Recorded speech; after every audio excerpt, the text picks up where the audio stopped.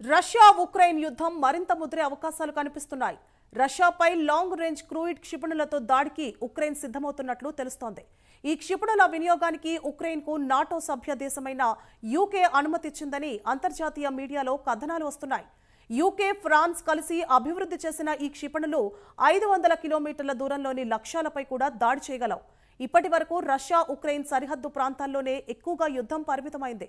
ఈ క్షిపణుల ద్వారా రష్యా భూభాగం లోపలి ప్రాంతాల్లోని లక్ష్యాలపై దాడులు చేయడానికి ఉక్రెయిన్కు అవకాశం లభిస్తుంది.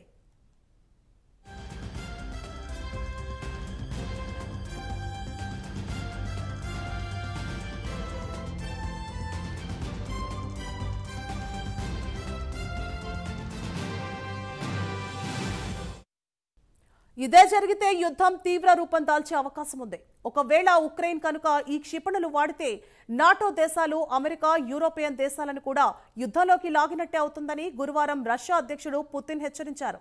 అయితే గత కొన్ని నెలల నుంచి ఉక్రెయిన్ నాటో దేశాలను బ్రిటన్ను తమకు లాంగ్ రేంజ్ ఆయుధాలు ఉపయోగించుకోవడానికి అనుమతించాలని కోరుతున్నాయి. మరి ఉక్రెయిన్కు లాంగ్ రేంజ్ ఆయుధాలు లభించిన క్రమంలో యుద్ధం మరింత తీవ్ర రూపం దాల్చే అవకాశాలు కనిపిస్తున్నాయి. మాస్కోపై ఇప్పటికే ఉక్రెయిన్ దాడులు చేస్తోంది. తాజా ఆయుధాలతో రష్యాలోని పలు నగరాలపై దాడులు చేయడానికి ఉక్రెయిన్కు అవకాశం లభిస్తుంది.